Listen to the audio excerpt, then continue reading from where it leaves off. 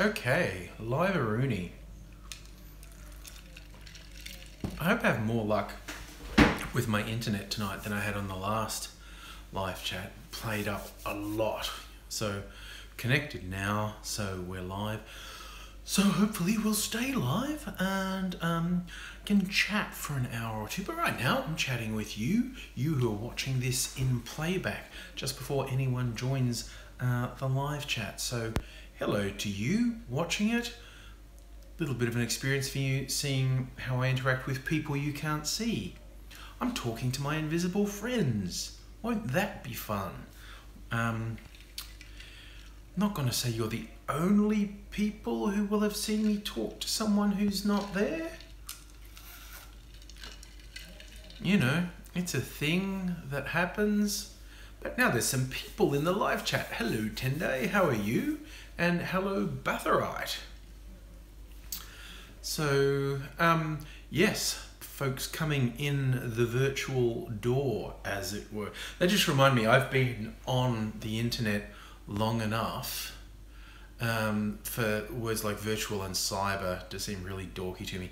Hello, Celtic King, I'm fine, my family's fine. AIDS as well as can be expected. Continuing with his health travails and learning how to talk with no teeth. Hopefully we'll hear more from him soon.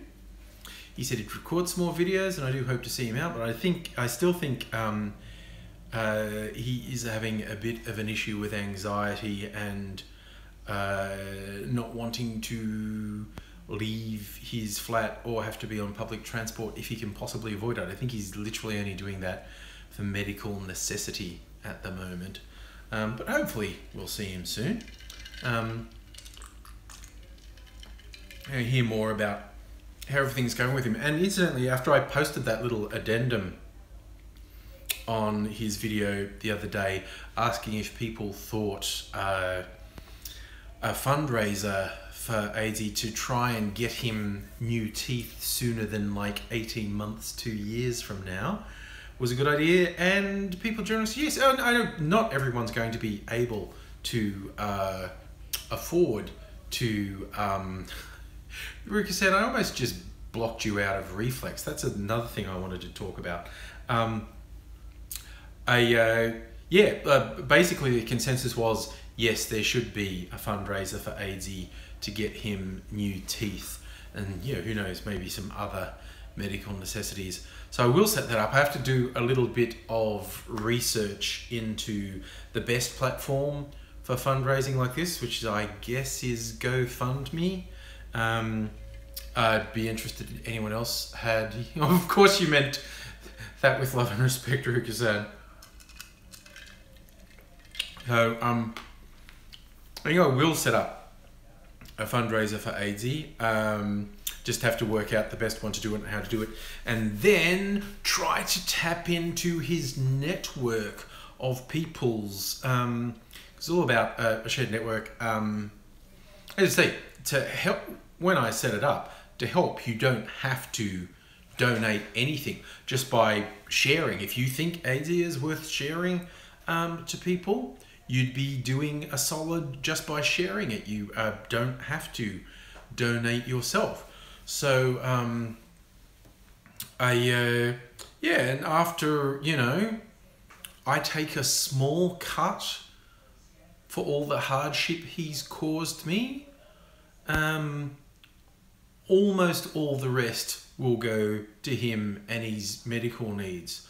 Like, I've done some initial sums on the topic, and I feel confident that anywhere up to 10% of donations would actually get to him.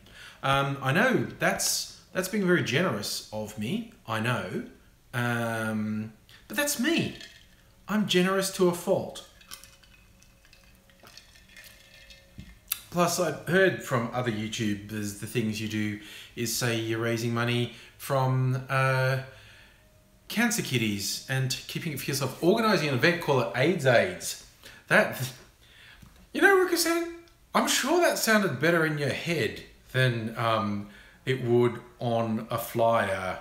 Come to Fed Square for AIDS. Really? There's a little bit of getting lost in translation there, is what I'm saying. Incidentally, he did have a fundraising gig back when he...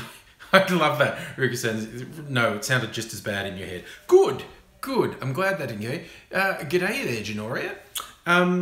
AZ did actually have a fundraising gig back when he had the flesh-eating disease, Fournier's gangrene, necrotizing fasciitis. And that was a one-off live gig, and the ticket price was to pay for his enormous amount of expenses because he died and they brought him back twice. He was in hospital for months. He was in an induced coma for weeks. So he needed the funds. And see, he has all these really high profile things. Like this was like a comedy night at a venue in Melbourne, and people who knew him were on the thing. And that was people like Peter Hellier and Charlie Pickering and Rove McManus. They're all people in his network.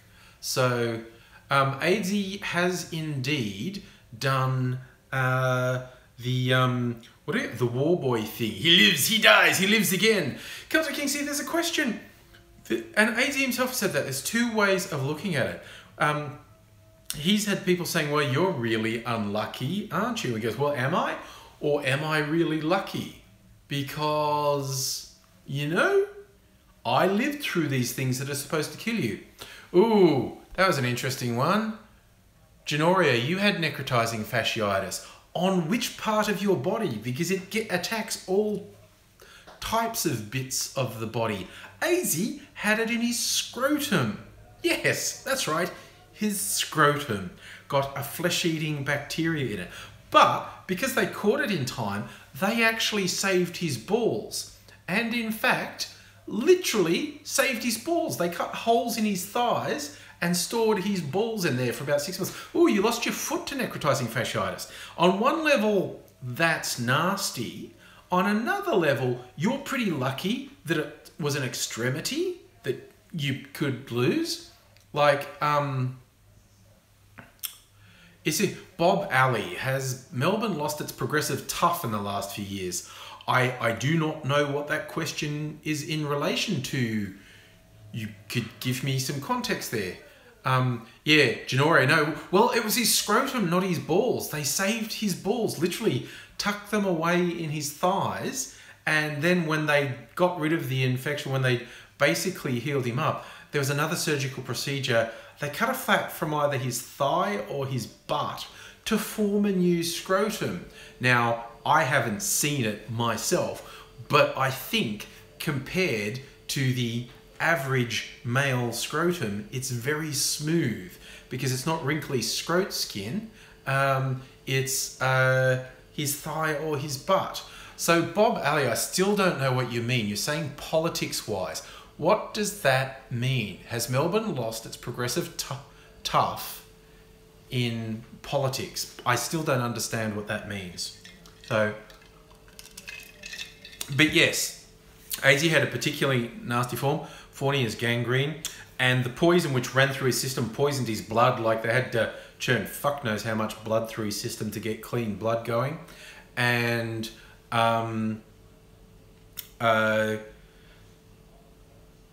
most of his organs were damaged. Like they were in danger of liquefying. That's what this sort of infection does. All his organs were sort of shutting down and in danger of liquefying.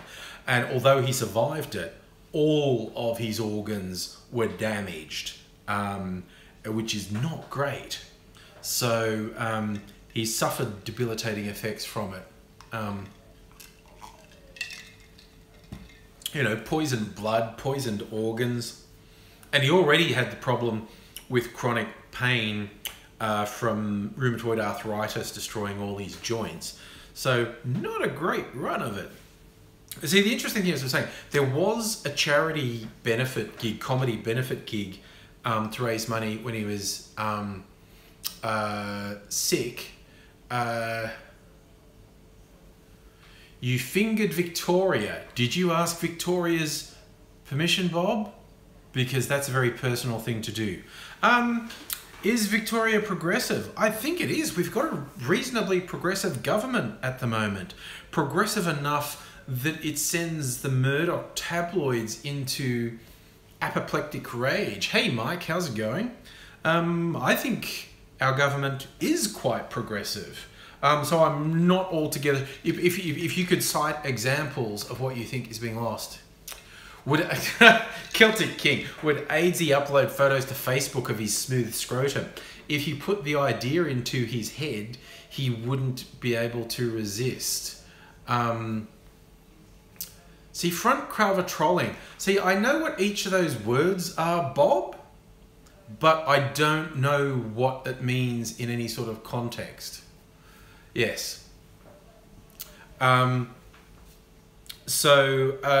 Yes. So there's a fun video on the Code Grey channel on AngryAussie's YouTube channel where it's rehearsal for his show Code Grey, but he and his sidekick in the show, the Reverend Doctor, are looking at some medical photos of AngryAussie's thigh. It was a combination of the infection went down to his thighs and they cut a lot away, and so he's got this mutilated thing, and then they're just describing what does it look like, what does the wound look like, and they said it was somewhere between a really bad burn and it looked like he'd been mauled by a shark. Like it was sort of burnt and chewed looking.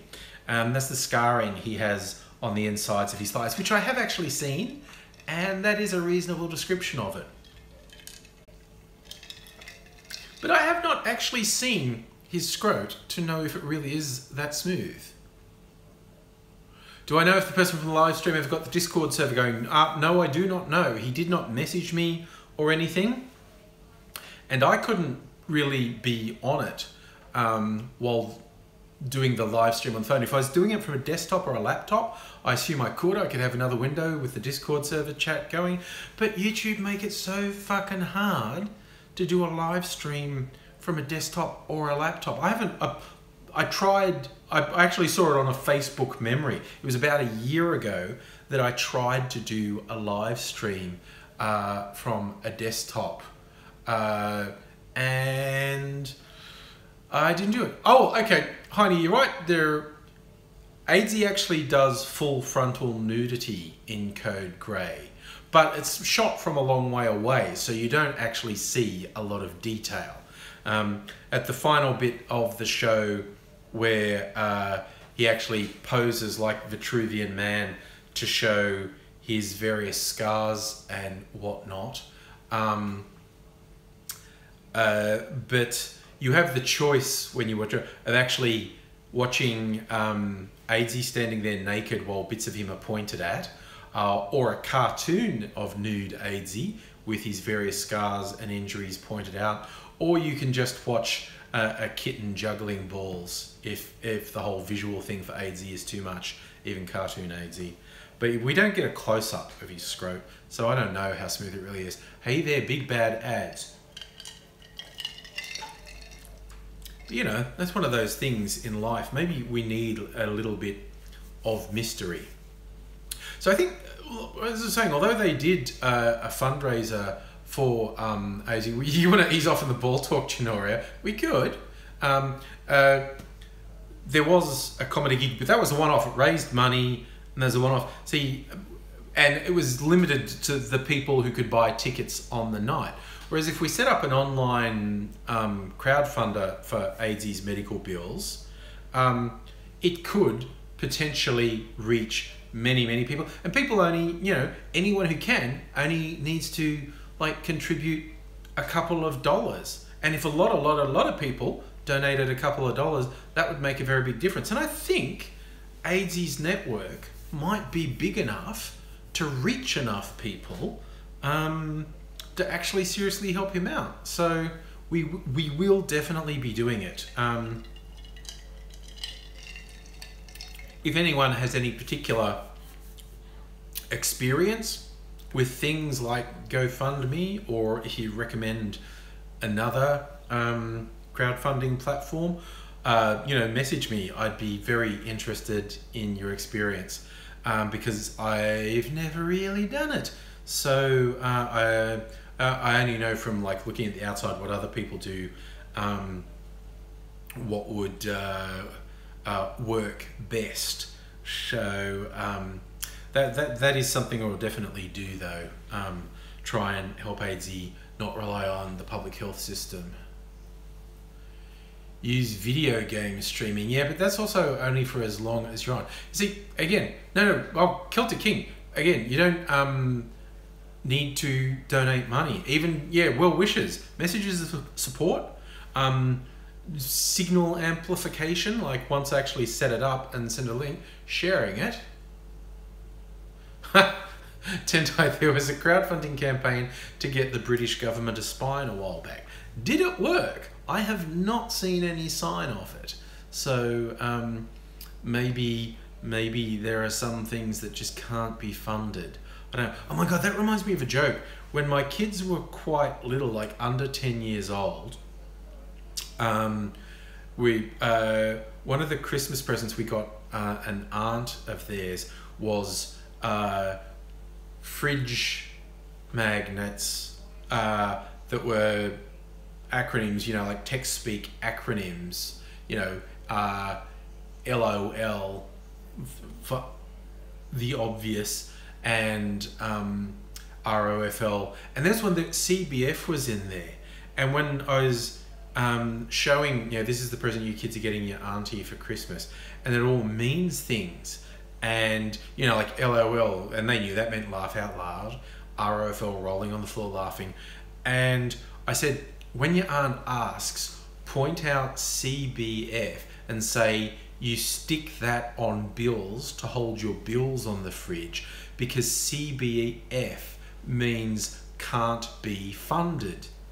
And they went, okay. And so they were at this like family lunch at Christmas, and they're and they gave the magnets to their aunt, and they said, it all means things. LOL means laugh out loud. ROFL means roll on the floor laughing. And they pulled out CBF and went, this stands for can't be funded. And you should have seen the look on the aunt's face when they got as far as can't be far. It was so worth it, because there was this, it's a what? And then they said funded, and then we were being all innocent, like, what did you think it was going to be? Hello David and hello Aussie Gun Bunny. Oh man, it was so worth it, because then we double got them, because when the kid went can't be far, they went oh, and then she funded. What are you upset about? And he said, I don't know. What were you upset about? What did you? Big bad ads. I do not watch Insiders, as I usually do not watch Q&A, namely because I'd rather slam my dick in a car door, because that would be less painful. Just like repeatedly smashing my dick in a car door would be less painful than watching those fuck knuckles who get on Insiders and the people that tend to be on Q&A. That's like, I don't know, that's like self-flagellation watching those shows. Ugh.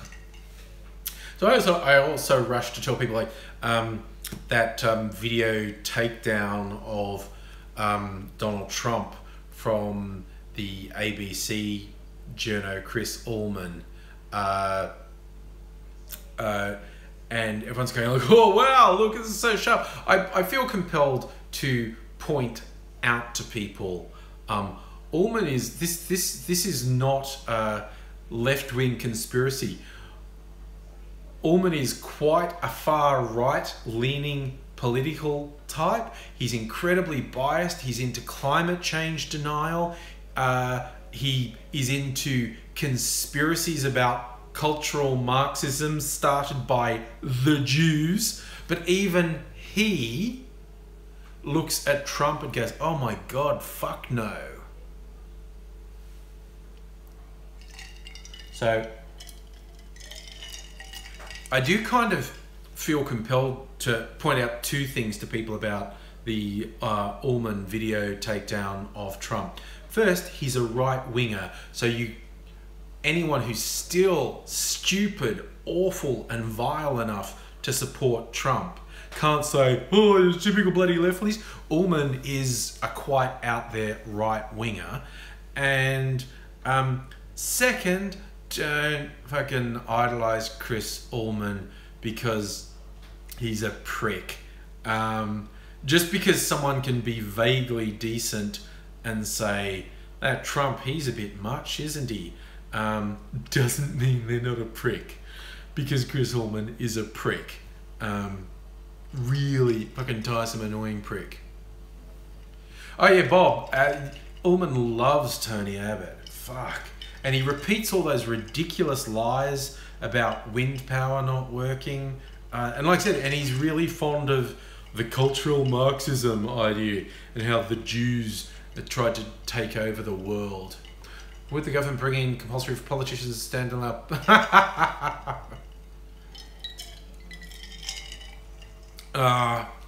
As tempting as it is to line politicians up and punch them, we have to restrain ourselves, because then everyone got punched. Because no matter who you think is a good politician, there's another person who thinks that that's the worst politician. So if we, it would just be non-stop punching, which, sounds okay, but, sounds more fun than it is. It would actually, be a bit of a problem. Exactly, Tendai, we punch the fash.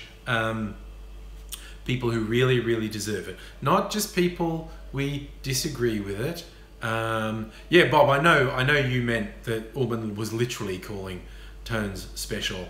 But yes. Oh no, we haven't talked about the Joker and Harley cosplayers who got shot. I was going to say shut down. They got shot. Not shut. Shot. I want to put him in the naughty chair. There we go. So, yes, that's the thing that happened in fair old Melbourne on the weekend.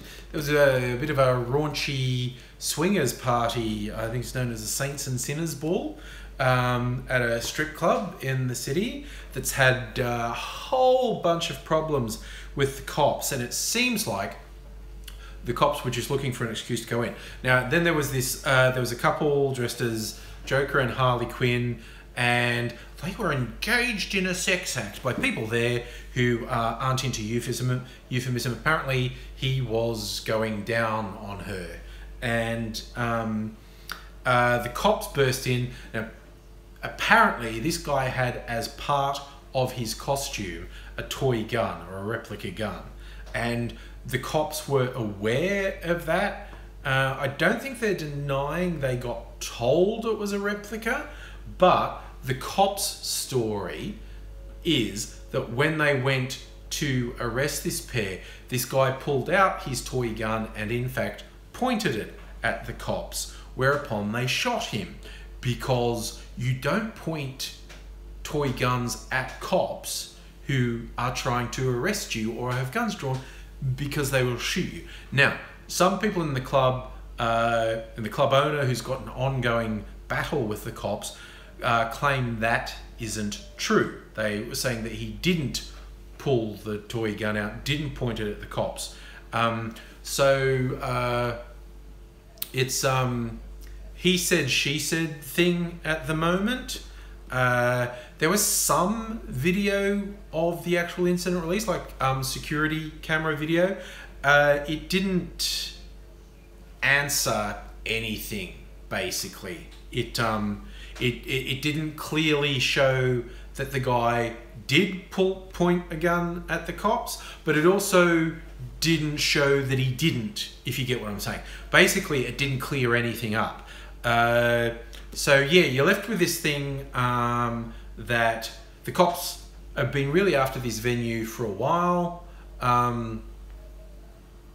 The venue owner really hates the cops. The cops think the venue should be shut down. The cops storm the venue, using these People's Sex Act as an excuse because under obscenity laws they'd be able to arrest them for that. And then the cops say he pointed the toy gun at them and they shot him. Not dead. I think he's fairly seriously hurt. And the Harley Quinn got shot in the leg, apparently. Okay, so there's a good question. Malcolm Turnbull's speech about the Liberal Party were never meant to be arch conservatives. What Turnbull did... Hi Toby, everything is good here. What Turnbull did was quote one of the founding fathers of the Liberal Party, Robert Menzies, where he categorically... They meant liberal in the classical liberal sense. Open... and all about the individual. Menzies was rabidly anti-communist, anti-social, saw the Labour Party as socialists, which they pretty much were. But Menzies did reject the term of outright conservatism. That's why a lot of Americans particularly say, why is your Conservative Party called the Liberal Party? Because the formation of the party was on liberal principles. They were about the individual and individual enterprise. They thought, but Menzies was very particular he was absolutely opposed to the idea of laissez-faire capitalism. The government should set rules. The government should control the parameters of what was acceptable behaviour. But he saw the Liberal Party as promoting the benefit of the individual. In his mind, it was the individual gains the benefit of their labour and is rewarded for their enterprise. That was how he saw the Liberal Party. And he rejected the idea of conservatism and he rejected the idea of capitalism having a free reign. He categorically, explicitly rejected that. He was very anti-communist, and the swing to social conservatism, I suppose, say for argument's sake, say there's a line down the middle of society and that's where the most common views on social standards and mores is. That's where Menzies saw himself, not on the extreme conservative fringe. He saw the Liberal Party being in the middle, not on the conservative fringe. He rejected the conservative fringe. I, personally, am on the progressive side rather than let the sort of dull middle control things. Let's pull it, let's advance things, let's change things. And it's only in more recent years that the Liberal Party in Australia has been dominated by people who pull it aggressively to the conservative side socially. Simmy G, what would Menzies think of the present day Liberal Party? He would despise the right wing of the Liberal Party. He would absolutely despise them. The way, if give Menzies the context of where the majority of Australia is and how far to the right people like Abbott and Abetz and Bernardi and that crowd are, he would despise them. Now, I'm not sure, but you know, Menzies probably had ideas that to our ears are very conservative about the roles of women, of non-white people, of gay people. But see, that's in a bubble of time there. In the context of, if here is like the center of society, that's where Menzies saw himself. So if you could transplant Menzies today, he would be, he'd probably be with sort of the center to right wing of the Labour Party. Yeah, David's right. Bernardi did a bunk and he's now upset at how irrelevant he is. Eviscerator, Hitler was not a left-winger. Hitler was a fascist, okay? I assume you're getting that idea from some absurd literalism of Nazi is a compression of National Socialist. So no, Hitler was not left. He was not progressive. He was a fascist. He was into not just the oppression of minorities, he was into the extermination of minorities. He was into the military conquest. He was into empire building. Those are all fascist things. They are not left-wing things, which is not to say that people who profess left-wing beliefs don't go in for persecution and torture and conquest, because historically we've seen they do. But you can't just say Hitler was a lefty, because he wasn't.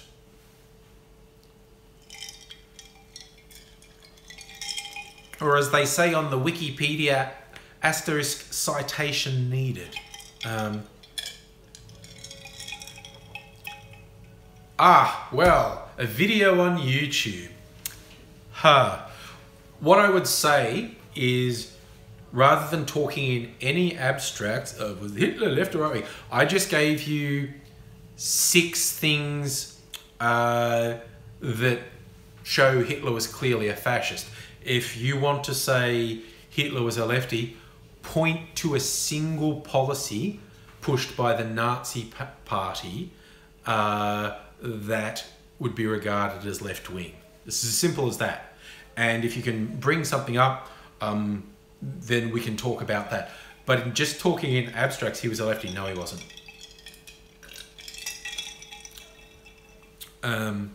He was an authoritarian fascist. So, yes, I think, and again, I'm not that good an historian, so I think the name National Socialist Party was socialist in the content that they thought the government should control everything and dole it out as they saw fit. Turns out you know Video Dude. His name's Matt and he's a dumb cunt. Well, he certainly is. I hate you since I blocked him. I swear to God, if he writes me an angry letter, I'm going to read it out in one of these live streams. Eviscerator? Big asterisk, neither am I. What I would do to explore that is if someone wanted to put forward, here is a particular policy of Hitler's that's left-wing. First, I'd do some historical research to see if that was an actual policy. Because the whole war and Jew killing thing tends to dominate our memory of Hitler. I do not, by any stretch of the imagination, regard myself as an authority on Hitler or the Nazi Party. So the first thing I would look and see is if someone said, this is a left-wing policy that Hitler and the Nazi Party pushed. First, I would do some research to see if that was an actual policy that they put forward. Because, as we're saying,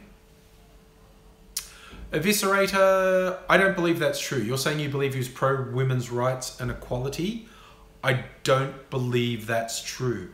I believe he regarded as women as property of the state. He set up the Joy Division. He was into women being tools of the state, sex toys for the Aryans. I believe the statement that he was pro-women's right is false. I'd want to research it a bit more. Like I said, I'd need someone to point out and say, here's the specific policy of the Nazi Party that was pro-women. First, I would research it to see if it was actually there. Joy Division is Comfort Wives by another mean, although the Comfort Wives was the sex slaves the Japanese Imperial Army took as they conquered Asia. They were actual slaves. Well, Ruka-san, because also Joy Division, that was a Nazi term. So people said, are they Nazis? And then when they reformed after Ian Curtis's suicide, they called themselves New Order, which is, of course, another Nazi term. So they really upset people thinking that maybe they were Nazis. Bob, you're right about Hitler's stash would not be, if it wasn't for the fact it was Hitler's stash, it would not be out of place in a gay nightclub.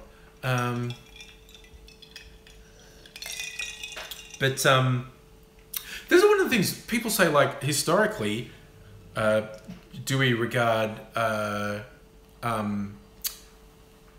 Nazism as worse than communism? Yes, we do. And you can point to an enormous amount of terrible things that were done under the Soviet regime, like the deaths of millions of people, the persecution, imprisonment, torture and murder of political opponents in massive numbers, and just generally shitty life in the USSR. But I really think, okay, who was the evil totalitarian in the USSR? That was Stalin. He was the worst, right? And in the Nazis, you got Hitler. Okay, Stalin had a mustache, okay? Joseph Stalin had a mustache. But the only thing that would be kind of uncool in the world today would be to have the surname Stalin. And people might look at you a bit, really? You're a Stalin, are you? So you could have the first name, Joseph, no one's going to blink at that. You could have the same mustache that Stalin had, and no one's going to blink at that. You could have the same hairstyle Stalin did, and no one's going to blink at that. On the other hand, if your surname's Hitler, not cool. If your first name is Adolf, not really cool. If you've got a Hitler stash, not really cool. And if you've got the Hitler hairstyle with the sweep down there, not really cool. So Stalin really only ruined the name Stalin, whereas Hitler ruined Adolf, Hitler, the mustache, and the hairstyle. So, I mean, he's really the pariah. Stalin was a bad boy. I did see a good line once, is in a play written by a lefty Australian playwright called Andrew Bovell. A play called Traitors, was about Stalinism. And there's a line where one character calls another character a communist, and the guy says, I'm not a communist, I'm a socialist. And the other person says, socialist is just a name communists give themselves when they want to pretend Stalin didn't exist. And I was like, ooh, that's a pretty good line, honestly.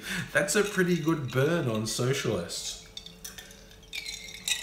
Socialists are just communists who want to pretend Stalin didn't exist. Celtic King, I'd be willing to bet there's someone in the world with the surname Hitler. William Patrick Stewart Houston, Hitler's nephew, was in the US Navy. There you go.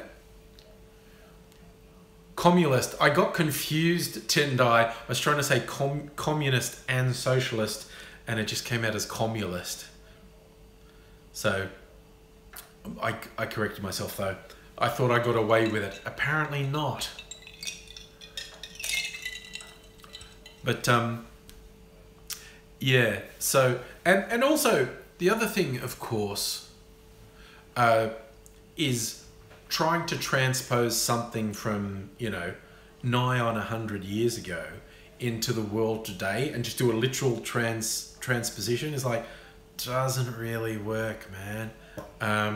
Whereas, you could call yourself a socialist and be completely opposed to the Soviet regime and Lenin and Stalin and whatnot, see them as a betrayer of socialism and reject them completely, reject everything they did completely. You can't call yourself a Nazi and say you're rejecting the Nazis, because the Nazis were just Nazis. That is a good point, Ruku-san. For all else you say about him, Hitler at least made a good final boss in Wolfenstein. Would I read a copy of Mein Kampf if I had one? No, I don't think it would be a valuable use of my time. And that's the only reason, not like, oh, it's disgusting and vile and blah, blah, blah, blah, blah, blah, blah, blah. I just don't think it would be a good use of my time. Hello, Catherine. You love the Hitler quote, my mustache may not be fashionable, but it will be fashionable because I wear it. Wow, he got that wrong, didn't he? That's kind of the opposite. Well, Bury, Richard Spencer might not be on the best public terms with the American Nazis and white nationalists, but they know he's their guy. They might call him a coward and whatnot for not just openly stating what he clearly is. Behind closed doors, he makes no secret that he's a Hitler-worshipping white nationalist who preaches the extermination of other races. That is just facts. He's published stuff calling for genocide, and he's been caught on tape calling for genocide and doing zig heils and whatnot. Yeah, the SS, you're right, David. They had their stylish uniforms from Hugo Boss, I believe. Eviscerator, you're right. Richard Spencer is a racist piece of shit. He's also a coward and a hypocrite. Whereas someone marching down the street with a swastika, okay, I despise them because they're racist Nazi scum, but at least they're being open and honest. They're not being a lying, cowardly hypocrite like Richard Spencer. He's worse than them. Then again, we should also talk about the fact there's a fucking Nazi in the White House. Steve Bannon. What the fuck? How has that been allowed to happen? How? The guy is an actual Hitler-loving Nazi, and he's in the White House at the right hand of the fucking president. How is that allowed to happen?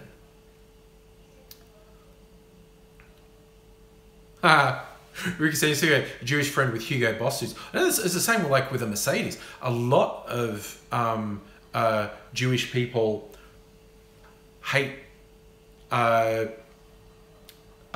Mercedes, call them Hitlermobiles and won't drive them, but other Jewish people are perfectly happy to. So I guess it's down to where we are. But bringing up Milo Yiannopoulos, I saw the best description of him the other day by Culture King. I definitely want Matt, the video dude, to send me an angry letter so I can read it to everyone. We're talking about Milo Yiannopoulos. So the best description of him was, imagine the monorail guy from The Simpsons, but he's trying to sell dildos to the Klan. That's Milo Yiannopoulos. I thought, that right there, that is a good description. He's a shyster, a flim-flam man, only interested in self-enrichment and self-aggrandizement. But yeah, instead of a monorail to the people of Springfield, he's trying to sell dildos to the Klan. You are correct. Porsche designed the Beetle for the Nazis. The VW Beetle is literally the Hitlermobile. Hitler decided the Volkswagen, the car of the people, would be part of his regime. You'd watch The Simpsons if that was there. That is an interesting concept. The idea of The Simpsons having Milo Yiannopoulos trying to sell dildos to Shelbyville, maybe. Saying I'm a shit historian, I know trivia. I remember trivia. But really deep, intricate history details, not so much my thing. I think Herbie is in constant denial about his origins. I think Herbie's animated by the tortured soul of Holocaust victims, and he knows what he is. I've heard that rumour too, Simi, that Fanta was a Nazi Germany drink because they couldn't get, because they were annexed by the Allied countries, you weren't allowed to export there, so they couldn't get a particular soft drink, so they invented their own, and it was Fanta. I'm not 100% sure if that's true or if that's just an urban legend, but I have heard that Fanta was a creation of the Nazi regime. My God, that's food for thought, isn't it?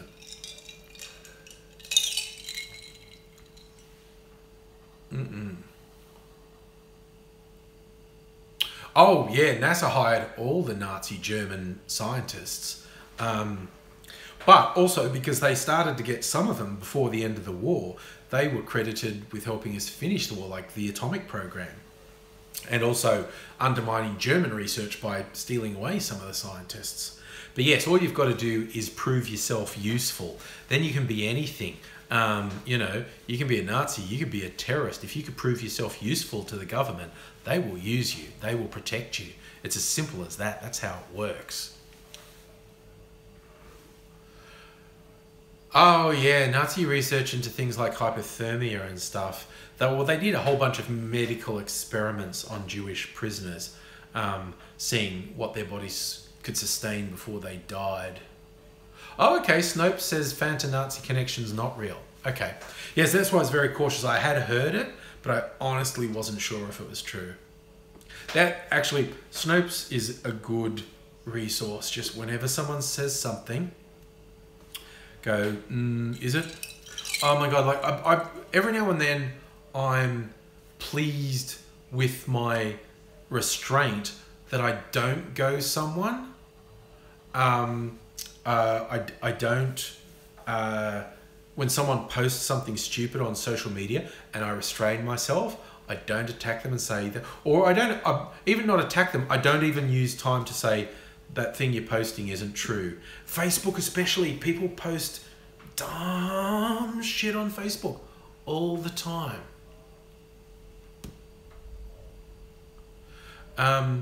So, for instance, I saw one tonight that said the speed of light is this blah, blah, blah, blah, blah, blah, blah, blah, meters per second or whatever, and it's a very big number. And then they said, and the location, the coordinate of the Great Pyramid of Giza is exactly the same digits in degrees north, like, and I went, and I was like, woo, explain that. Like, that's some mystical, crazy thing. And so I looked up the speed of light, and that was the correct number. Okay, they've got the speed of light right. So I looked up the location of the pyramid, and about the first 5 digits were the same, and then they go off and they're completely different. So, okay, great big point 1. There's a deliberate lie in there. So that's the first thing. That someone's gone, woo, these two things, it must mean something. But, okay, so if we ignore the fact that there's a deliberate lie in that statement, that the numbers are exactly the same. But the first, I think it's either the first 4 or the first 5 digits are the same. And that's a pretty weird coincidence. And the answer is, what does that mean? It's a coincidence. It's an interesting and unusual coincidence. It's like one measuring system for one thing expressed in a particular way has some of the same numbers as a different measuring system for a different thing that's totally unrelated. It's a coincidence. Like, seriously, you can imagine people who push that sort of thing. If you're going like, I don't know where the idea would have first occurred to someone to do the correlation between two. But for argument's sake, let's say if someone went with, okay, this is the speed of light, and they just started looking at latitudes and longitudes, and what, all the way around the Earth, what famous thing is on that latitude or longitude. And they're, oh my God, look, if I fudge it and just look at the first couple numbers, it's the same as the coordinates for the Great Pyramid of Giza. I'm going to draw a spurious correlation between the two. It's just a coincidence. Another one I find really funny, that people are going, woo, aliens, mysticism, woo.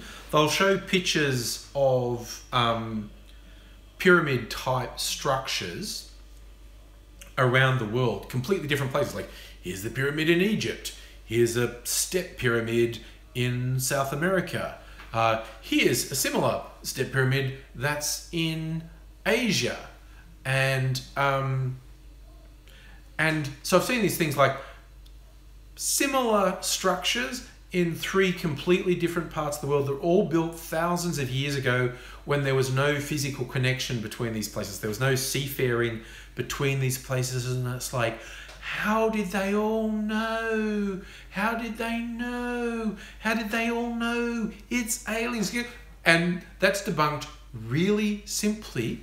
Humans, given enough time to experiment, will work out the structure that lets you pile a big pile of rocks on top of one another without it falling over.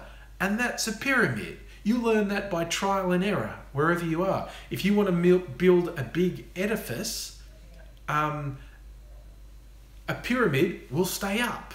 You will just learn that from trial and error. It's not mystical. It's not aliens. It is human ingenuity that works the same wherever you are. If people want to build a big edifice, they will work out a pyramid is a stable shape. It's kind of like, to me, that's how religion works as well. It's like, oh, I'm going to get this far and then stop thinking. Okay, but could you just leave people alone who want to keep thinking? Could you stop saying that this bit that was literally just you stopping thinking here means something? Oh, you're right, stoners are good at that too. Yeah, Dottie, it's playing with wooden blocks. If you sat there, just a little pile and go, oh. Like if I put them straight up on top of one another like a tower, that's easy to push over. But if I do a step pyramid, that's a really stable shape. You would learn that really quite easily. Huh? But people like to go, ooh, what is it? James, I don't know about the direction they face, but people did some pretty kick-ass things. Like people learn just from observation, like the apparent position of the sun changes over the years. And they mapped it. They would map it on walls like, yeah, a simple thing like a wall facing the outside with a hole drilled in it. They would track where the sun goes. Oh, look, the sun follows this pattern. Oh, and that's where years came from. They look, oh, it eventually comes back to the same point. Do you notice in the middle of summer, it comes back to here all the time? So we can time summer by putting this measuring thing up here. We know how far we are for summer, but how close it gets to here. And I mean, there are structures in the world where it's like a maze with little windows in it, and there's an altar right in the center, and the sun only comes through on Midsummer's Day, like for like 1 hour and lights up. And that's friggin' awesome that people worked out how to do that. It's not mystical. It's not aliens. It's not divine. It's human observation and ingenuity. You give people enough time and they'll work this shit out. Not everyone can build. A lot of people are out digging up food and stuff and busy with that sort of stuff. But humans with observation and ingenuity, they see patterns and they go, oh, wait. Exactly, Tendai. That gives you the location of the Ark of the Covenant. But you know, humans are amazing in their ingenuity and debasing human intelligence and perseverance and ingenuity by going, ooh, mystical, aliens, gods, spirits. It's not. It's humans and the inquisitive mind and just persistence. Sometimes it's just trial and error. I wonder if this will work. No, it kind of worked there. So maybe if I did it up to there and did to, you know, humans are pretty fucking clever, is what it comes down to. Over a long enough timeline, we work out a lot of stuff. Well, David, you're right. They didn't have YouTube in 4000 BC. That's why. But storytellers have always been important, and this is why a lot of older cultures are built around stories and legends. You look at a lot of old indigenous cultures, whether it's North or South America, Comsey, you know who's repressed by the matriarch? Weak, pathetic, scared, shit-eating little losers, okay?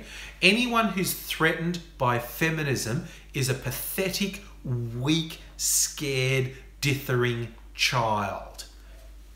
That's the thing. MRAs are just sad and pathetic. It's like, I'm the loser and nothing goes my way. I have to find someone else to blame. Probably the most oppressed people. It's probably their fault. I'll blame women. I'll blame minorities. Just because not everything goes my way all the time. It's got to be someone else's fault. You know. I'm not saying we drag all the MRAs out and curb stomp them. I'm just saying that it would solve a problem if we did. But no, it's just kind of weak and pathetic. MRAs ruined the fedora. I don't wear a fedora. I wear I do wear hats, actually, which probably makes some people very questionable. Is that a fedora you're wearing? No, it's a bigger hat. I like the various hats the Akubra company made. Like, I like the big country ones, like what's his name up in Queensland? He Bob Catter always wears his big white Akubra. I like that. I don't have one of those, but I do like them. So, and as probably one of the things, because I grew up in the country and I dislike most of what I grew up with. But the one thing I like was the hats the farmers wore. The Akubras, wide brim Akubras. Keep the sun off your face. They are a good hat. I have a couple of Akubras. And I wear them to work. And I wear a button-up vest, my suspenders. I'm a gentleman about town. I hang out on a site called Imjo, where people share funny images or cool images or inspiring images, and people there are often themes to things like memes that all follow a particular line. Sometimes they're random, but cringe memes are popular, when people do can collect cringy things, like, for me the first impulse is to laugh at them, a guy with the sword posing like I'm a cool ninja with some god-awful caption on it about, while you were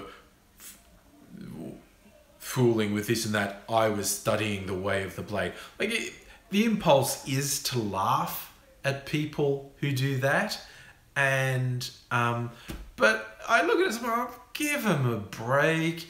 They're trying for self-expression, and sure, you can look at it and go, they fucked it up, but people fuck up. People, in the attempt to self-express, in the attempt to set themselves apart, when you look at them from outside, it's tempting to go, oh, what a loser. And it's like, but you don't have to shit on people just because they're socially awkward, and they have a very clumsy way of trying to express their feelings. It's like, I'm not saying don't ever laugh at people who do dorky things, because sometimes people do dorky things that deserve to be laughed at.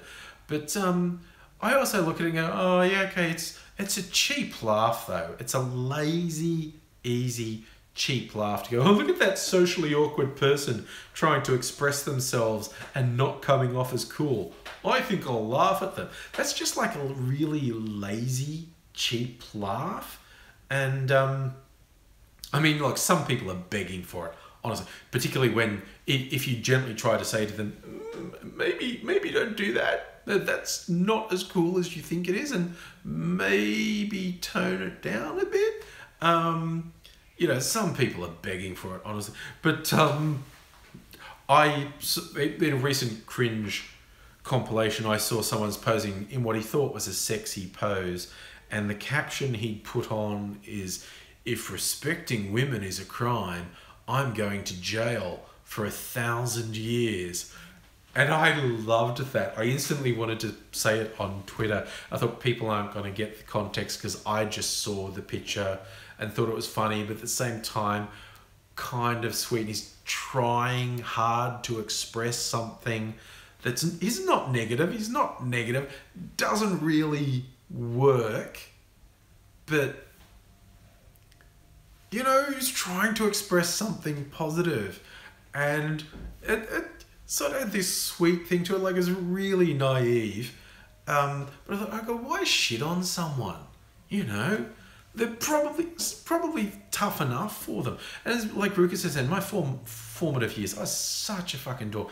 To a lot of people, I am now. So, that's cool. If someone thinks me and my worldview and the way I am is stupid and dorky, he's like, guess how much I care about you? Hint, not at all. So, I'm not that bothered by it. But so yeah, while, you know, like I said, it is tempting to laugh at the people who do really cringy things. It's like, oh, come on. You know, that's like a lazy, cheap laugh. Cut someone some slack, you know, try and give them a bit of break. And you're right, James, like, people who are geeky and obsess about things are doing something. And it's just, you know, don't get in their way.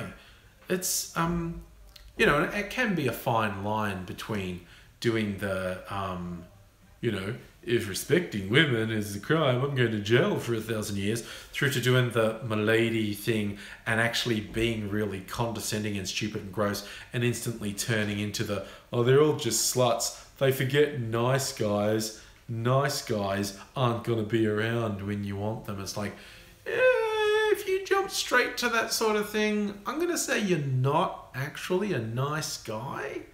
You're actually a self-involved, nasty piece of shit. And you're trying to mask it with this idea that you respect women and you're nice. But, oh no, Bill Gates is down to his last 114 billion.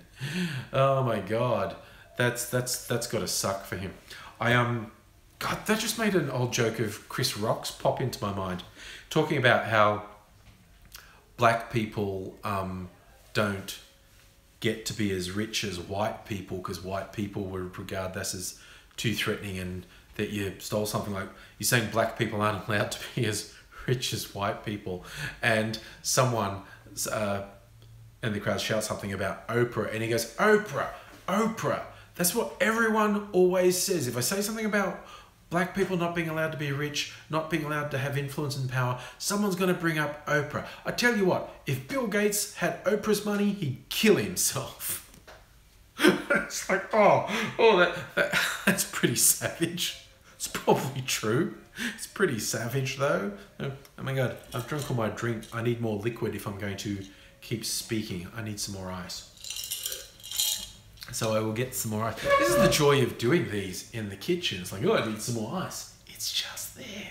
So I'll get some. Oh.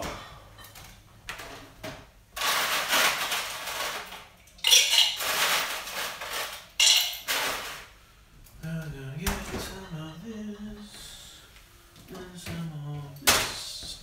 I'm gonna mix myself a drink. And this. Okay. Gonna mix myself a spicy drink. Enough to share with wheels would be good, Ruka-san. And obviously I do have one at my computer desk, but this is the kitchen. I don't have my wheelie chair in here. My favourite spirit. Ooh, Dalmore 12-year-old single malt. See, I have drunk whiskies. I've not been that big into whiskies. See, I make my own flavours. For instance, this is tequila with menthol chili rock candy dissolved in it. This is fire and ice, cold and hot flavors in the one thing. So I'm going to have that with a lime drink and a little bit of pine orange fruit drink in it as well, so it's a bit typical. Tequila and vodka. Look, okay, I get everyone goes like, oh no, like there's a bottled version of that vodka and tequila mixed, and people go, oh no, that would be deadly, and it's like, no, different alcohols aren't really more potent than others. Anyone who says, oh no, I drank that once and oh, it's awful, it's like, you just drank too much of it. It's as you just, Ren's gonna have a tequila night tonight. That's cool. You just drank too much, and you can do that with weak alcohol, like, you know, wine or beer, or strong alcohol like absinthe. But it's just a case of you drank too much of it. Not that that particular thing is particularly Nazi. Yes, this is a pseudo pina colada. Oh, it's great. Like, vodka, that's it, yes. Don't want to drink to forget you want to wipe the whole hard drive. Oh, it's got a really good spicy edge to it. I think, was it on Saturday night? I did a live stream when I was trying this for the first time, and I I had a straight shot of that, and it's like, oh, okay, well, that was pretty intense. Where's my absinthe? Oh, double. This is the one I like. Well, it's one of the ones I like. The maker is Jacques Thenot, and it's color coded. Like green's like a traditional absinthe flavor. Absinthe will traditionally be anywhere from 40% alcohol up. This is the base one for the Jacques Thenot, is 70%. So the green is 70%, and then they have a red one that's 75% alcohol, a blue one that's 80% alcohol, and a black one, which I often get, which is 85% alcohol. And basically the most alcohol that can be kept in a liquid state is about 95%. Yes, Simi, it is good for a disinfectant. If you can go to a specialty place, there is this Polish rectified spirit that's 95% alcohol. And what I love about it is on the label, it says, as used in hospitals. I go, yeah, but used to disinfect stuff, or maybe to put people out. And you can't drink this stuff. You can't just drink it. Like, as an experiment, I actually did this with AIDS. We had some of that, and we actually tasted it, and it just tastes like lighter fluid. But it's such high alcohol content, your mouth is warm enough to make it vaporize. So if you have it and you leave it sitting on your tongue, you can actually feel it vaporizing. But what it's good for is making infusions, particularly with fruit or herbs. That's the thing the Polish people always do. They make tinctures out of it, because it really draws the flavor out of fruit and herbs. But yeah, well, see, Eviscerator, it can kill you. It can kill you quite quickly. Like a single shot of the spiritus, it's called, rectified spirit, a single shot, that's like a triple shot of vodka. So obviously, because it takes a while for the alcohol to actually get into your system and does what it does. So if you were doing shots, you could do multiple shots without losing consciousness, but then all the alcohol goes to the system. People die from it. There was 1 or 2 deaths in Australia from it.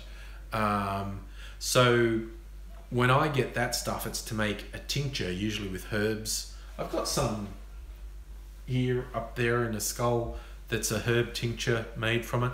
Really nice flavors, because it really pulls the flavor out of the herbs. And you do it with fruit as well. Yeah, Everclear is basically the same sort of thing.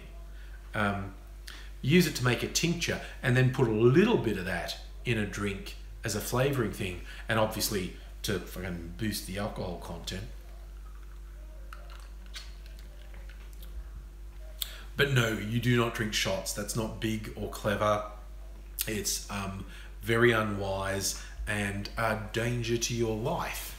So I don't recommend it. I love making this. For those who've never seen me talk about it before, one of the ways I flavour things is with lollies, candy. If I see an unusual flavour, I'll often think, "Ooh, that'd be good in a drink." And there's a place down on Chapel Street. They do specialty rock candy. And they have all sorts of interesting flavors, and I've made a lot of things, because rock candy just dissolves in alcohol, and so that's why I like to get clear alcohols, because then you get the color. They do some chili ones. Like there was a salty chili one before, sweet and sour chili, and I like putting the chili ones in tequila because like tequila doesn't have enough kick. It needs a bit of chili to go with it.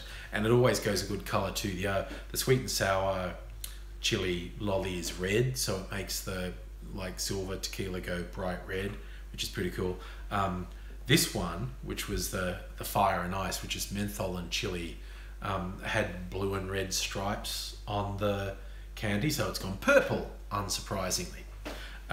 Oh man, but there's just like a little bit of that in there, and with all this mixer, and the chili is really in there. Rain, I'm using a lolly, a chili flavoured lolly. I don't make the lolly. So I think they use real chili. I don't think they use chili powder. I think they grind up fresh chili and put it in it. They're really experimental. There's oh man, this one's just really nice. This is vodka. That was obviously a green lolly in that. They just called that it was like lime fizz. It's really tasty. That is very, very tasty, that one. And there's one up in the fridge because they had a bacon maple flavored rock candy. So I'm the potion making wizards. I'm the alchemist. There's up on the fridge there is some bourbon that I dissolved the bacon maple in, because bacon bourbon is a thing. That's a thing a lot of people do. So I had this rock candy which tasted freakishly like bacon. That is really weird, to put a piece of candy in your mouth and have it taste like bacon. So I dissolved that in bourbon, and it's gone a sort of pink colour like bacon, and it's quite nice as a piece. Rain, I know there are many types of chili. Incidentally, real chilies, they will kill AZ. He's allergic to them, so he can't have this drink because it's got real chili in it, I'm pretty sure, and he would have an allergic reaction and fall over, and then we'd laugh. Oh, how we would laugh. But yes, so yeah, that's another one of his problems. He's allergic to chili. Yeah, Rain, I don't know exactly what chili. I could ask them, I suppose. They're very chatty when I go in there, because I tell them I use them for alcohols, and I did actually link them to some of my videos where I showed me making them. I should ask them what chili they use, because I don't know.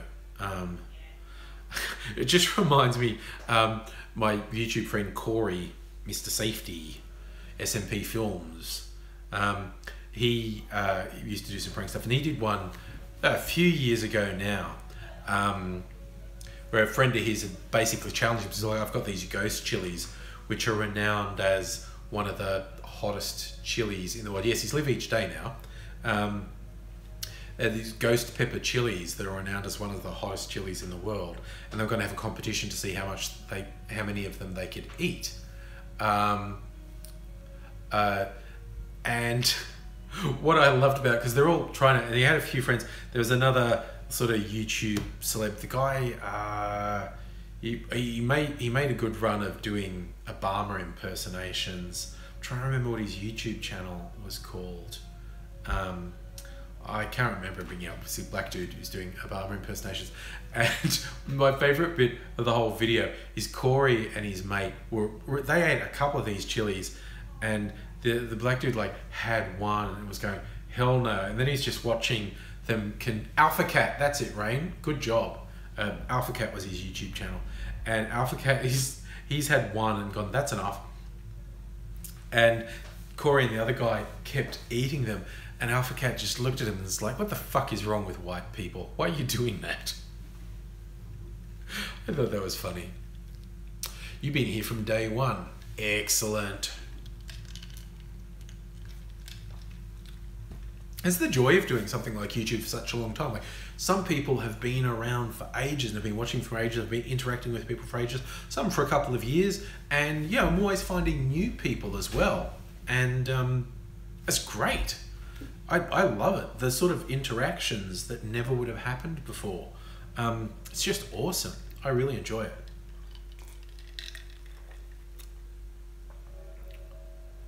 If we joined, I like it, Biori. If we joined a galactic civilization, we'd be space orcs. It'd certainly be kind of crazy. Oh, clumsy with your talking points. Okay, here's a question. Do some people have unreasonable prejudices? Do some non-white people, or maybe a lot of non-white people, have unreasonable prejudices towards white people solely because they are white? And do they make those judgments with no evidence apart from seeing that those people are white? Yes, that happens. Now, the question is, what effect does that have on white people? Some people, I don't completely agree with this because this is some semantics and you can twist that any way you want. But some people, when they're talking about racism, what they mean is institutional racism, which means an embedded system in a society that benefits one group and holds down another group. And in Western countries, there is no institutional racism limiting white people. Simple statement of fact. Are there non-white people who form prejudices about white people and will make negative, prejudicial judgments against people just because they're white with no evidence to support their prejudicial judgment? Of course that happens. People do that. There is no culture, there is no race that's not guilty of that isn't guilty of looking at the other and saying, I don't like them and I form these opinions of them just because of the way they look. Of course that exists. But is there institutional racism in Western countries against white people? No, there isn't, and it's fucking stupid to say there is. Is there institutional racism against non-white people? Yes, it's everywhere. It's everywhere. It's so deep and it's so broad across society. Huge amounts of people can't even see it because it's normal. What do you mean? There's no racism there. It's just, that's just life. That's just how life works. So yes, are there non-white people who have unreasonable prejudices against white people? Yes, there are. Eviscerator, you notice how you said apparently at the start of that? White South Africans are not being killed in greater numbers than black South Africans, okay? The suggestion, now of course, since the overthrow of apartheid, whites are and always have been a minority in South Africa. So in a simple democracy, the chances of them ever getting that power back are very minuscule. Now, South Africa, certainly in the years immediately after getting rid of apartheid, like when the ANC came to power, was a model of reconciliation. Nelson Mandela, first and foremost, pushing for reconciliation, not revenge. I mean, the last decade or so, the government has clearly slipped into bloody corrupt kleptocracy, trading favours and what. They're obviously completely corrupt. And yes, there would be people who are targeted just because they're white in South Africa. But to say, apparently, large numbers of them have been killed. They are not being killed in larger numbers than black South Africans. They are not being killed in proportionally larger numbers than black South Africans. Basically, a lot of people are getting killed in South Africa. South Africa can be a very dangerous place. An ex-girlfriend of mine was a white South African, actually. By South African standards, she was super progressive, crazy lefty. By Australian standards, she was a bit racist. But she grew up where the ANC were bombing white South Africans. So, you know, she grew up with all the stories that the black man wants to get you. So, you know, that was a kind of fraught thing to grow up with. But, yeah. So you got to be careful when you go, as soon as you lead in with apparently, it's like, do a bit of research. College, you're in the same class as a Nigerian prince. I bet the Nigerian prince wanted to give you money, because I hear that's what they do. How bad is racism in Australia? It's pretty bad. You know, you've got people in mainstream media outlets going to someone who's not white. Oh, you don't like things? Then you should go back to where you came from. The fact that that's regarded as a respectable thing to say. What? You dare to point out racism and bigotry in this country? Go back to where you came from. It's like, fuck you, you racist fuck. You know, the government's full of racists. The media's full of racists. There are racists everywhere. But, you know, by and large, Australian racism tends to be really lazy. But there are people who are quite bad. Yes, I'm not fond of racists or bigots of any stripe.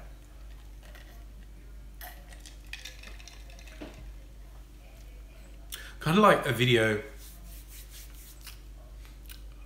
I am a cranky old lefty, Ruckus, and that's where a video I made quite a few years ago, where there were a series of violent incidents in Australia. I think a lot of them were in Melbourne, with Indian nationals being attacked, possibly because they were Indian. And the simple state of fact is there were attacks where Indians were deliberately being targeted by white Australians and being beaten up and robbed. It wasn't that mean, but it was happening, right? And it was really ridiculous to have non-Indian Australians go, no, it's not happening. They're not deliberately being racist and picking on them because they're Indians. They just can't fit in. It was really racist, and the defences of it were really racist. But it snowballed and became this big thing in the Indian media about how awful Australia was. And I made this video where I said, look, are there really racist attacks on Indians happening in Australia? Yes, there are. There really are. It's a real thing. It's a real thing that's happening. It's not that widespread, but it does happen, and it's ridiculous and racist and ignorant to say it's not. So by the same token, all this pontificating ruling class in India talking down at Australia, it's like, motherfucker, while you've still got a caste system in place, I'm not that keen on being lectured by you, quite honestly. And my God, the number of angry comments from really well-off Indians like, no caste system, no caste system in India. And then all the messages from Indian people from lower castes going, oh yeah, there is, there really is. So it's like, basically, you know, it becomes really clear when you raise the issue of the caste system in India. It's like, if somebody says it doesn't exist, they're almost certainly a member of a caste that benefits from it. If you're from one of the lower castes who get held down by it every single day, then you know it's there. And then, to me, that ties back into what we were saying before about racism against whites, or white people in white countries being racist and refusing to acknowledge it. It's like, no, that's real, okay? All the people on the receiving end know it's real. You're just so used to it, you can't even see it. Got Muslimic ray guns, got Muslimic ray guns. I love that. Well, it was very funny to put that one guy to music, and I mean, he was. That guy, I think, and I'm not even joking or being mean, I think literally just looking at him, I think he was drunk at the time they interviewed him, but I also got a very strong impression he had some sort of permanent acquired brain injury, whether that was from years of alcohol abuse or he'd actually been hit in the head. Like I said, I'm not joking or being mean. I just looked at the guy and go, oh, I'm pretty sure he's actually got an acquired brain injury. But yeah, because he just couldn't actually say a sentence, and he said the thing about Muslimic ray guns. Of course, he was trying to say Muslimic rape gangs, but because of his accent, and B, because of how much he was slurring when he talked, it sounded like he was scared of Muslimic ray guns.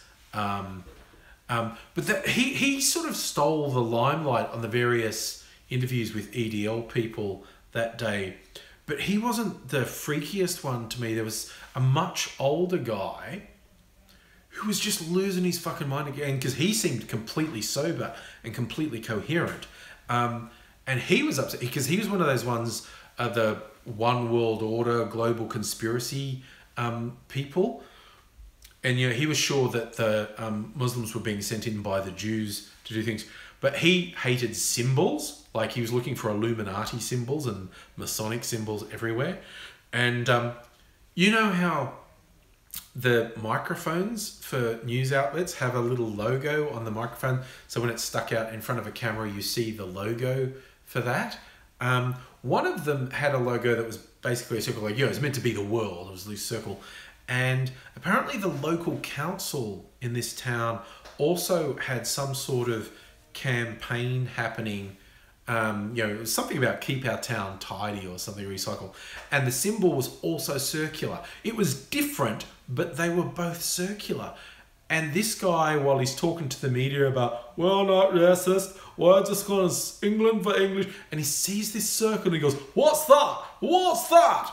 And they're going, what? It's the thing for my channel. Why is it all over my channel? And the journalist has got no fucking idea what he's talking about.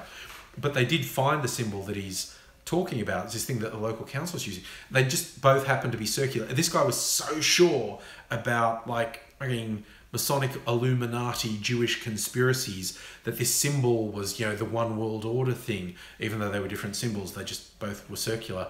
And he's fixated. You tell me what that is. And the journalist is going, it's the thing for my network. What's your network? And he said, whatever the name of the network. Why is it all over my town? And he's going, it's not all over your town. Goes, it is. It's everywhere. And I was like, okay. He was, to me, freakier than the young bloke with the brain injury. Because he was completely coherent and focused, but utterly paranoid, utterly fucking freaked out by everything. So to me, that is a bit weirder and freakier and scarier than someone who's clearly unintelligent or clearly impaired. Someone who's not impaired, who's really focused and coherent, but is just, they've sort of shifted this far from reality. Apparently Britain First are an anti-immigration group. They're recruiting migrants. Hey, that works. I mean, the Klan would have non-white people here. What am I drinking? I'm drinking, this is the base. This is my menthol chili infused tequila. And I mixed it with like some soda and some juice. So it's kind of a pina colada. See, James, paranoia is a really common manifestation of mental health disorders because your brain gets conflicting signals. An enormous amount of mental health issues are actually just a product of an imbalance in brain chemistry. Your brain is very easy to fool. It's very, very, very easy for your brain to make mistakes and to misinterpret information. In extreme cases, that means hallucinations and different sensations like feeling pain, feeling burning when nothing's happening, visually. Yeah, no, dude, it's awful. And at a simpler level, because you're getting these conflicting signals, like you hear things wrongly, you hear things that aren't there, you misinterpret what you're seeing, it feels like, okay, something's going on, and no one's telling me about it. Being paranoid's a normal reaction to getting these messages that fuck with your brain. Celtic King, more AA videos. I am going to do more. It's just, this is like, I've been having so much fun doing live streams, but I will. I'll even try, tomorrow's Wednesday. I'll try and do a video tomorrow night because there's a lot, God, there's a lot to talk about. So much to talk about. So James, I feel for you. And this is what a lot of people don't understand, because until recently, mental health was completely pushed to the side. It's a bit better now. There's still a lot of ridiculousness and stigma, but an enormous amount of mental health issues are simply the chemistry in your brain is sort of shifted sideways and you're not getting the right signals, and So you can't interpret things the way everyone else does. And then that goes off and manifests in paranoia, in delusions, in depression. The feeling that you've got this crushing weight sitting on. My brother described, again, I grew up in the country, blokes don't talk about their feelings stuff, but he told me, I don't know, this is probably the best part of a decade ago, and he told me he had this thing, he just called it the fear. He said he felt some mornings he would wake up and it was like there was something sitting on his chest, pressing him down, and he didn't think he would ever get rid of it. Like he didn't think he would ever get rid of what was physically holding him down. And, he'd get suicidal ideation, and he'd have these things where he couldn't breathe and he felt like pain. He thought he was going to die. And I went, dude, that's a panic attack. And he's like, what? No, that's a real thing. You're not imagining that. That's a medical condition. Talk to a doctor. And he was so relieved because he'd never told anyone, because he just thought, oh, I'm fucked up. What's wrong with me? I mean, it's an anxiety attack. It's a real thing. Talk to a doctor. These are things that can be dealt with. For some people, counseling helps. Sessions with a psychiatrist. Medication helps in many cases. And then that can help you sort of get past it and do the thing. Like often just doing stuff like physical activity and whatnot, achieving stuff helps get past. But you can very easily be in a state where you can't get out of bed. You can't do things. People say exercise, fresh air and exercise. Yes, they do help. But when you can't get out of bed, when you can't leave the house, because the anxiety is just going to fucking kill you if you set foot outside the door. You can't get fresh air.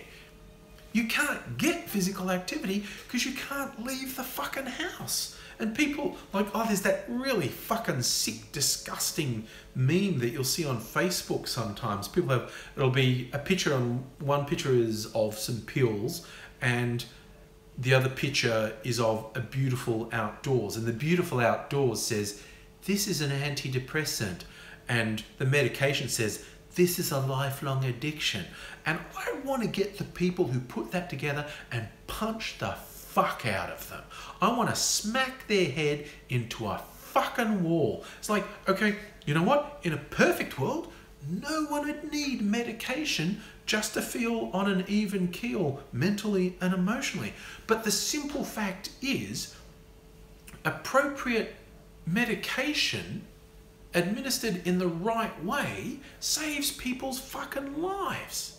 And to glibly go, and this is obviously put about by someone who doesn't have severe depression, to glibly go, oh no, your antidepressant medication, that's just chemical addiction. That's big pharma controlling you. Fuck you. Fuck you, you pieces of shit. That is such a disgusting, vile thing to do. Fuck going outside to play World of Warcraft. Look, I do like going outside. That's the thing, David. Lexapro is good. And you do... Look, Comsy, you're absolutely right. Getting out and seeing people is good. It's not always possible. But that's why you need to... And even talking to someone, like getting professional help, can be really, really difficult. So many of my friends and family have had to get medical help, get medication, and sometimes the first medication they prescribe doesn't work for you. And in fact, talk to Aussie. Aussie had the problem where he's had stuff prescribed to him and it's actually bad. It hasn't worked for him. It's actually put him in a state where he's getting suicidal ideation. Celtic King, would I seriously punch the people who did that meme if they were in front of me? That's a good question. I'd get way fucking angry at it. I think I wouldn't have to punch them. I think if I screamed in their face from about this far away, it might have the reaction I'd be hoping for, because I would do that. I would get very, very, very angry with them, because that's some serious fucking bullshit. So, would I actually punch them? Maybe I wouldn't have to. Give them the Alex Ferguson hair dry treatment. A lot of people forget the importance of having a good support network in place. Yeah, and if you don't have the good support network, it can be really hard to get them. Tried understanding in depression for 18 years. Oh, your wife suicided. Dude, that's so harsh. Suffered all her life. That's the thing. People don't get that people have always, like, you get people who say ridiculous shit. You know, in the past we didn't have depression and anxiety and autism. Yes, you did. Yes, we did. Society did. But people were fucking masking it with alcohol and drugs or really fucking bad antisocial behaviour, and just being shut away. But it's just like, oh, yeah, it's just like, I just want the people who are just so willfully ignorant about it. And it's like, no, it's like people, and as a lot of people said, like, when someone really famous and much loved, like Robin Williams, suicides, right? It's like, oh my God, how could he go? Depression killed him, okay? It's like, if somebody had like cancer eating their body away and they were in excruciating pain and they couldn't function at all and they just kept taking painkillers until they overdosed and died, people are not going to rush and say it was the painkillers they called them. Oh, well, it was the cancer. They literally couldn't continue. The cancer killed them. In Robin Williams' case, depression killed him. And I get that it can be difficult to understand. Look, Bar Junkie, this is the other thing. You can't blame yourself. I understand the urge to blame yourself. But when you're outside, when it's someone who you care about, who's suffering, and this isn't just like depression and anxiety, this is like alcoholism and drug addiction. You can be supportive, you can try and steer them and say, look, let's get out and do things, let's interact and do positive things, because if the person can do that, that will help. But the person themselves has to be the driver of change. And that can be anywhere from very, very, very hard to impossible. And as an outsider, the idea of seeing someone die is so traumatizing. Or seeing someone go down in a spiral from, well, they weren't sick and now they are, and I watch them and I'm desperately trying to pull them up and nothing works. You actually can't control that. You can be there, you can be supportive, you can do as much as you possibly can, but in the end, you can't control it.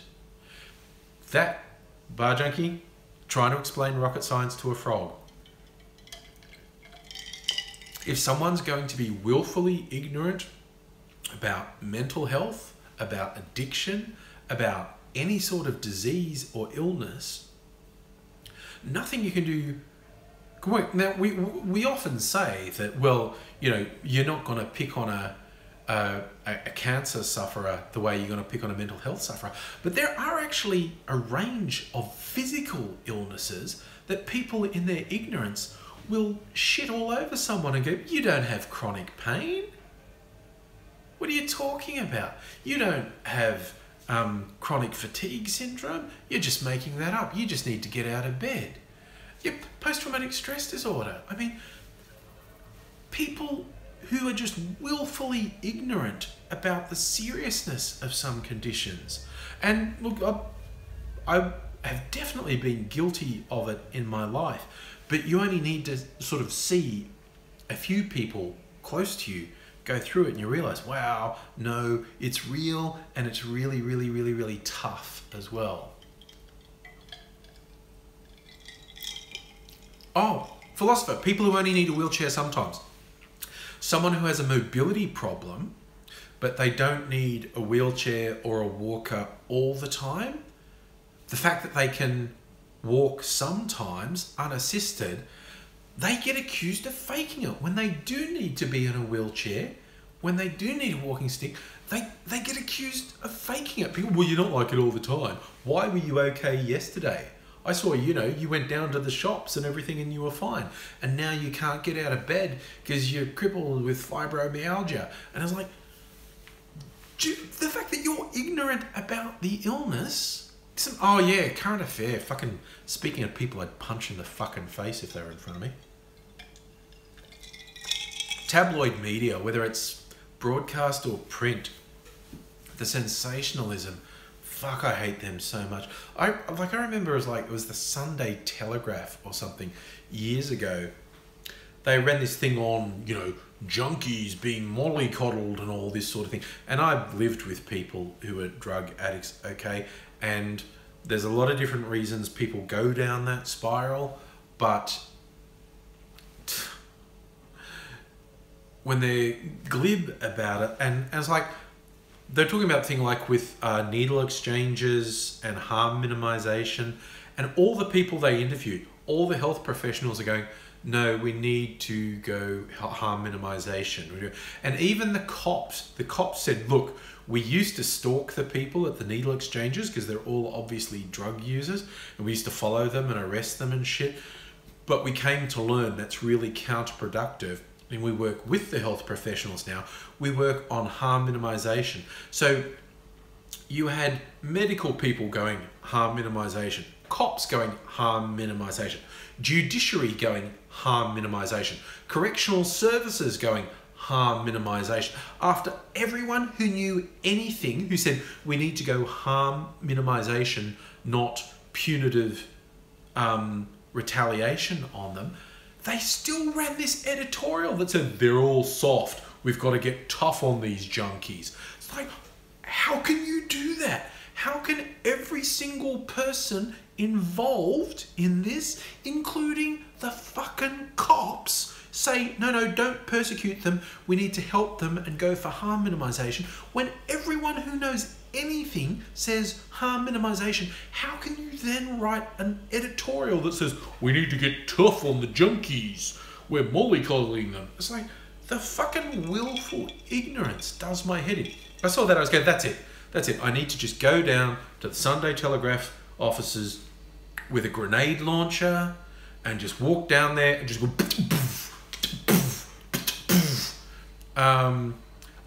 Duterte is just a psychopath. He's using drugs as an excuse to murder his political opponents. Worst sort of populism. Drugs are bad, okay? Let's kill everyone on drugs. That's what he's literally doing. Oh yeah, Tendai, all the Murdoch rags are just like, sometimes you feel like the only thing is, well, actually, beautifully put musical elevator, GTA Herald Sun Office Edition. Just jumping in there and fucking scorched earth style. Angry rocket launcher. Okay, that just made a weird thing popped into my head. Grand Theft Auto, the last one I played was San Andreas. I really like San Andreas. I've got a PlayStation 4 now. Maybe I should actually get one of the newer versions of GTA. But I loved San Andreas on the PlayStation 2.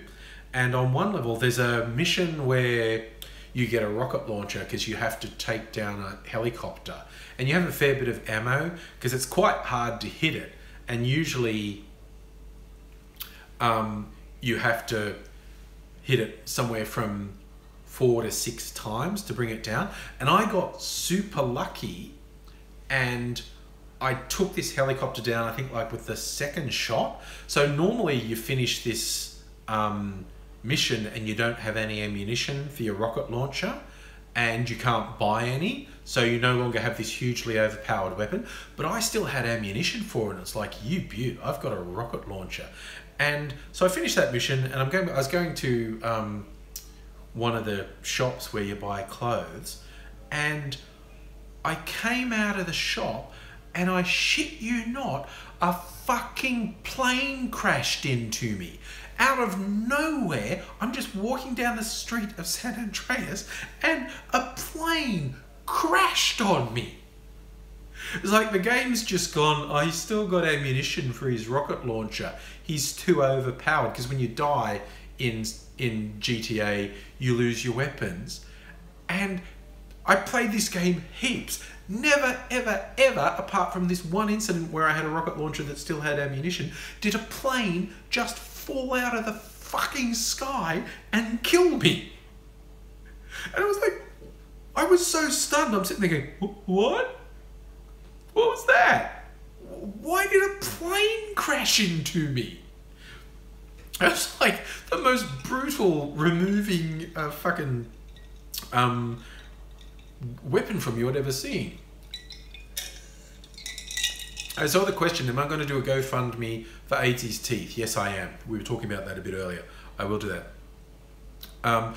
Okay, I was going to ask, there must be people who are gamers. I have a PlayStation 4 now. Which of the recent incarnations that would play on a PS4 is the best for GTA? Although I probably won't play it because I got too much else to do, and I would plow too much time into it.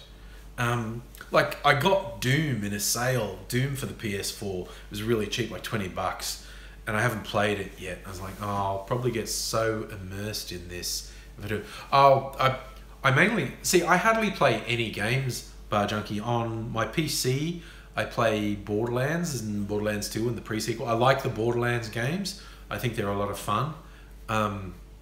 So I actually mostly play on the PC, but I don't play many games at all. Oh, The Last of Us. Yeah, that would be good.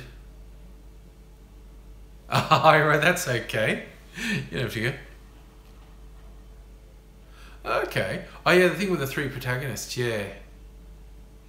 Enter the Gungeon. See, this is the thing. Everyone's now going to tell me games that are good, and I can't. I can't play games because I have enough trouble finding time to make videos for my channel as it is. I'll have no time if I'm playing games as well. So I just can't do the gaming because I don't have enough time. Every now and then I'll lose a couple of hours playing something. Oh, Skyrim. Oh my God.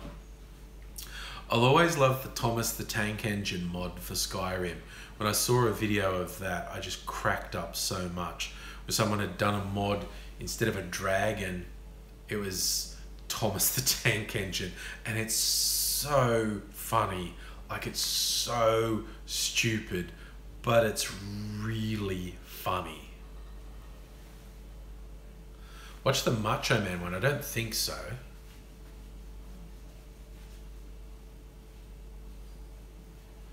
Skyrim can run over. That's a good question.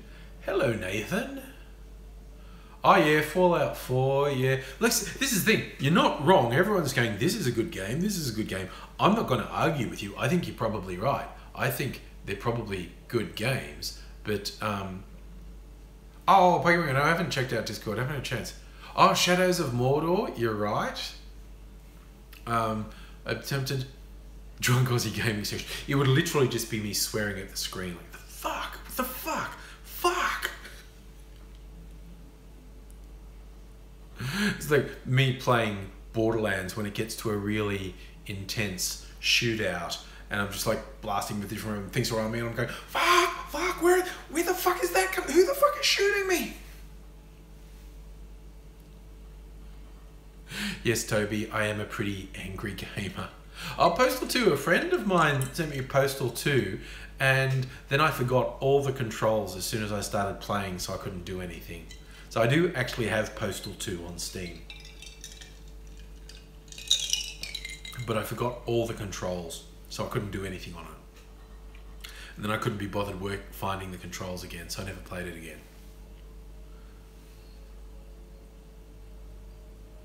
Oh, Bar Junkie. In my youth, the controllers were so easy to break. Ever heard of Hotline Miami? I've heard of it. What is it? That sounds familiar, and I can't place what it actually is. I can't tell if that's like some disco act or if it's a computer game. Makers of Payday 2, okay. I like Scarface, okay. Yeah, see, Shelf Warmer, you're like me. Modern games, I would get too obsessed with. Ruka-san, I saw the message, thank you. Look, oh, Fractured But Whole, I'm not sure if my kids have that or not. I did have the Stick of Destiny, which I never really got a chance to play. Yeah, I have heard that the Fractured But Whole is fairly good. So, South Park guys are pretty inventive. Oh my god, we're coming up to the 2-hour mark. Time flies when you're having fun. Yeah, well, I think because they got Stick of Truth on Steam, I could play it if I wanted to. But again, it's this thing of time. I don't have the time to dedicate to these games. Hard chat. Oh, Smash TV. I played that. Oh, Bar Junkie, we do get censored games. Like every now and then, there'll be some new game and people are going like, oh, this game's going to be awesome, look. And I'll see a gameplay video on YouTube. And I just go, yeah, that's getting censored in Australia. That is getting the shit censored out in Australia. That one's probably getting banned, in fact. So, yeah. Although I have to admit, this is the thing that weirds me out. And this is not a particularly new or individual or insightful view. But the idea that ultra violence is acceptable, but even mild sexuality is bad. I have so much trouble with that. Not just in games, in TV shows and movies as well. It's like you can have super ultra graphic violence, but sex is like, oh no. Ooh, geez, you got to tone that right down. You got to turn that right down, or it's filthy and it's going to be banned. I know. Bugger. Oh yeah, God, Clockwork Orange. That is actually a pretty good movie. Super strange movie, but pretty good. Yeah. I Genital Jousting. Yes, I have actually seen that. That is a pretty funny game. It's, again, super weird. Whoever came up with that is a really weird individual, but pretty funny. Yeah, no, Genital Jousting is super weird. I don't even, that almost feels like something that would be banned in Australia too, but Genital Jousting, that's a traditional sport's been played for centuries. Oh yeah, and okay, philosopher, that's a good point. Okay, so you and this is fairly common in Western countries. You get, okay, hardcore porn is hardcore porn, but if there's a violence element, even if it's fantastical, that will get the porn banned.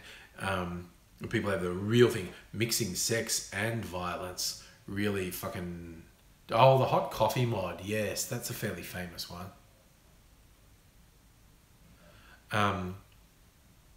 I never got the hot coffee mod, but the implied sex scenes in GTA San Andreas without the hot coffee mod were pretty bloody funny.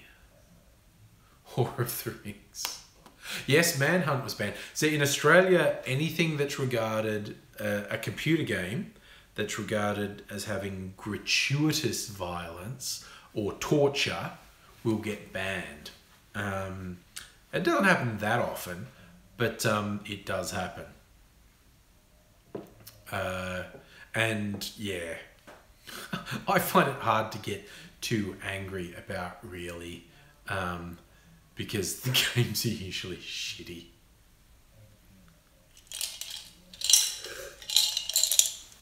I think Postal was banned in Australia because the violence was so gratuitous in it. Button mash to give your partner an orgasm. Go, oh my god, I finally started watching Black Mirror recently. Like, I'd only ever seen one episode of it, and then I got the first 2 seasons on disc. And there's the story where everyone has memory implants, and so you can play stuff back perfectly, because it's recorded, and oh man, some of the places that went was yeah, that would be super bad if everyone just like had a hard drive built. There's a little like rice-sized thing that people get implanted, and it's a very good exploration of why that would be a fucking terrible thing. Oh yeah, VR porn exists, but yeah, well, sort of any new technology gets applied to porn straight away. That's just humans. That's how humans are. If there's new technology, it's going to get applied to porn or sex. That just appears to be the human condition, really. It's like, well, I see you have a new machine there. Can I fuck it? Porn, Tinder, and sex robots. Why dating? It's like bloody Futurama warned us: don't date robots. But you know, as sex robots get more and more advanced, oh, I don't know, buddy. I don't know what's going to happen. I don't know what's going to happen. But one of my favorites are the jokes about, you know, the latest wave of really advanced sex robots. The facial expressions they had that were really disdainful. I did see someone on Twitter post a picture of these like sex robots, and their faces looked really disdainful. So I was like, wow, I really love how realistic these new sex robots are. They have the expression that they really can't stand the fact that I exist, just like a real woman.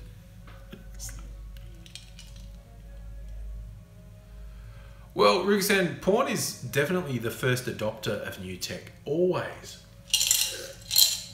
Home VCRs, early chat on the internet, image sharing and video on the internet.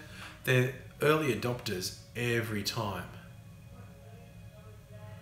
Shelf Warner, okay. The Uncanny Valley with robots, yes, but I think you're underestimating men.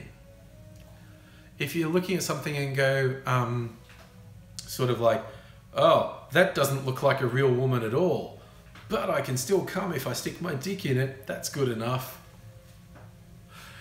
I don't think robots have to be particularly realistic to get dudes to fuck them. Yeah, I tell you, you're right, Pornhub will be right up there with the cutting edge of tele-dildonics and sex robots. I mean, seriously, the little sleeve things, the, what do they call them? Fleshlights, and those are huge sellers. And, you know, and dildos are huge sellers for women and gay men. You know, it doesn't have to look anything like a person for someone to want to fuck it, basically. That's how humans are. Well, that seems like a very up note to finish this broadcast on. We're hitting the 2-hour mark, and I think we'll go out on a high night talking about fucking robots. And I'll just sort of let you all go to thought experiment. Look at anything around my respective room. If it exists, someone has probably rubbed their crotch on it and tried to fuck it. You're absolutely right. There's fruit just in front of me. We all know people try to fuck fruit. Well, movies can't replace books, but they can make books less popular, certainly.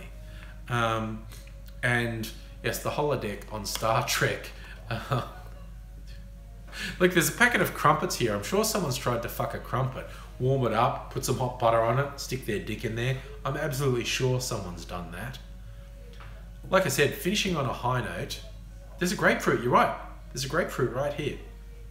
I'm sure someone's tried to fuck a grape. Man, I'm just thinking about citric acid getting in my dick though. That would be bad. Oh, that would burn. That'd be like you had an STI. No, I'm just suddenly feeling that's a really bad idea. Anyway, so fucking robots, fucking fruit. Time to go to bed with that thought, I think. Thank you everyone for joining me. It has been an enormous amount of fun tonight. I hope you've enjoyed it too. I'm going to do some more pre-recorded videos because there's a lot of things to talk about. And I think I've got a few ideas of things I want to do over the next couple of days. Probably do another live stream, whether it's on Thursday night or on Friday night or on the weekend. Check out Discord. Mr. Puggywins, send me a link or something. I don't even know how it works. I'm just confused. Thank you, everyone. Good night. See you. Sleep well. I'll see you another time. Bye for now.